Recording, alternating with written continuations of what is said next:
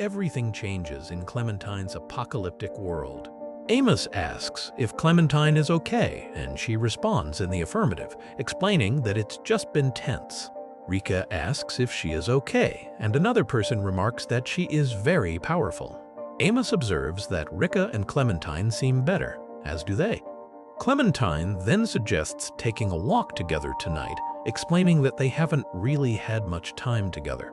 Amos responds that that would be delightful, Clementine. In the distance, their old home burns. Amos struggles to pull a heavy load through the snow, grunting as he goes. Someone calls out, "Come on, strong man." Amos utters, "Lord, help me." Another person exclaims that they'll never believe it and that Clementine is a wizard. Someone else pipes up, mentioning that she fixed the engine and the alternator. As Amos struggles with the load, a young man offers to take it to the lift and help, claiming that he can do it. Another person reminds him that there's no bridge. The young man insists that there is a way. Another woman exclaims, "What?" The young man explains that the bridge was a shortcut and that it's still reachable, but it's hard to do carrying a lot, offering to show Amos. Someone asks if Olivia would go as well. Someone says that they're just planning to try something. When another exclaims, "The damn generator, give it up, we have too much to do here."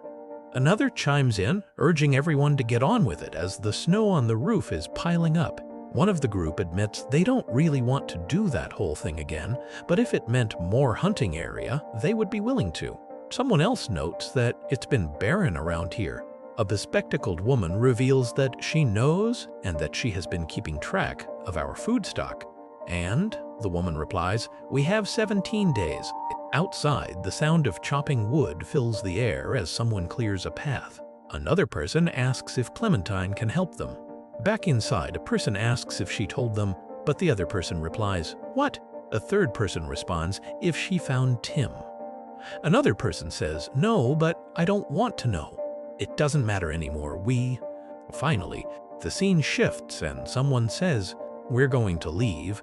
The other person asks, "What?" The woman tells the man that once they're done here, she and Amos are going. The man asks where, to which the woman responds that they're going to his town, as he said it's really safe. The man tells her that his sister can't know, but the woman reassures him that it's okay and that she won't say a word. Suddenly, someone asks, "Where is he?" as they stare out the window. They notice that the snowmobile and generator are gone. The woman says she didn't know. Someone responds, "Sure, he's trying to save this screwed-up camp." The woman asks the man if he knew. The man responds that he didn't, but it's not surprising. A woman states that there's a storm coming in and he'll never make it.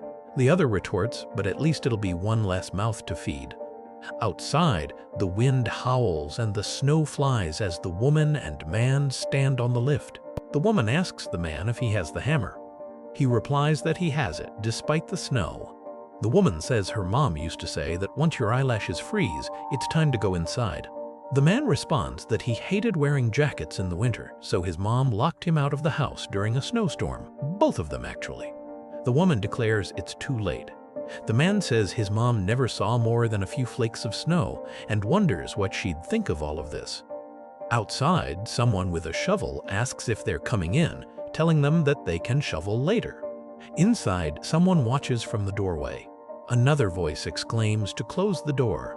Someone else says that she won't come in. The third voice replies to leave her, as she'll come in eventually. A man tells a woman that her mom sounds like a character, asking if she's still around. The woman replies that she is, and that she's why they're here. The man asks if this was her idea. The woman explains that she grew up around here, and that when everything changed, she thought this was the perfect spot. The man asks if it's her dream, though. The woman declares that she kept them alive through all these years and that they owe her. She adds that she's been sick and that they have to make it this winter, or the man declares that everyone who's made it this far is here because of something in them, and that no one else can keep you safe for this long. The woman muses with a The woman then asks why he isn't back yet. The man wonders how long it should take, to which the woman responds that she would expect him back by morning.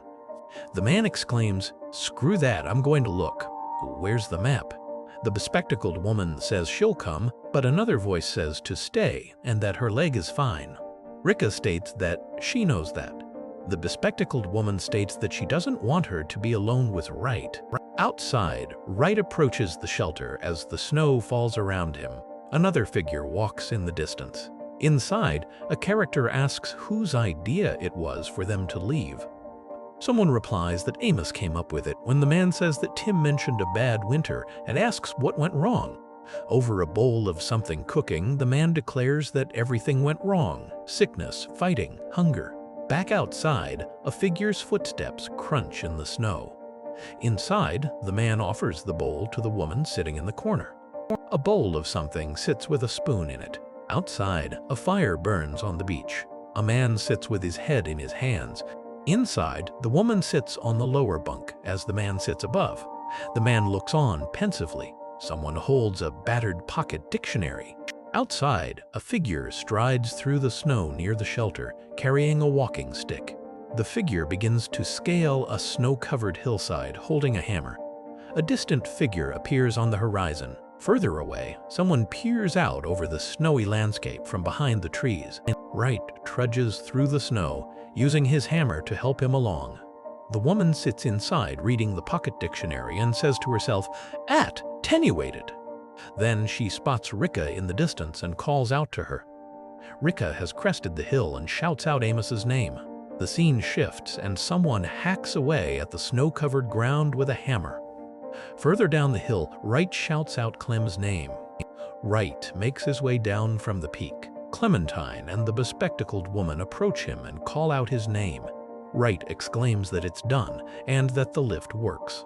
Someone then says that he did it and that the lift works. Wright proudly proclaims that he was ready for their funeral. The man suggests that they go back, while another voice wonders where the snowmobile is. Someone reveals that he crashed it. "He's very hardy," the man says. Someone chimes in that they're a bit tired. Finally, the three stand together in the snow, ready to return home. As Wright, Rika, and the man approach the shelter, he urges them to take a look at it. Rika, gazing at the buildings covered in snow, remarks that it looks so real. The bespectacled woman remarks that she thinks she sees it now, as in, she understands why they're trying so hard for this. Rika agrees that it does smell good. Right, Rika, and the man are greeted by a group when they return. One character says that they're back and that it's all taken care of, as another voice says, "Wow!" One of the women remarks that they should go see it and asks where the snowmobile is. One of the group tells them that they just got back and that it's parked around the side. Wright exclaims that he did see some kind of mountain goat and that he's in. And another one exclaims that they love goat. Someone else declares that it's fine and to let's all go. Another voice suggests that if they go now, they'll have good visibility. The group prepares to set off when someone calls out Clementine's name. They then announce that they're going. Rika tells Clementine that she's got her hatchet and then calls out her name once again. Clementine asks her what's wrong, and she responds by asking what she means. Rika then adds that she's not doing anything and asks why she always leans so close to her. Clementine responds by simply saying, "Rika." The bespectacled woman retorts that if she wanted to flirt, she'd do more than lean. She then adds that everything has started getting blurry. Wright stands on the ridge looking out over the landscape. Clementine looks up and gasps, calling out for Amos as the others look on. All of a sudden, the world seems to shift and begin collapsing around them. Someone wonders what they are. As they begin to fall, the woman screams, "No!" A giant mass of ice and earth plummets towards them.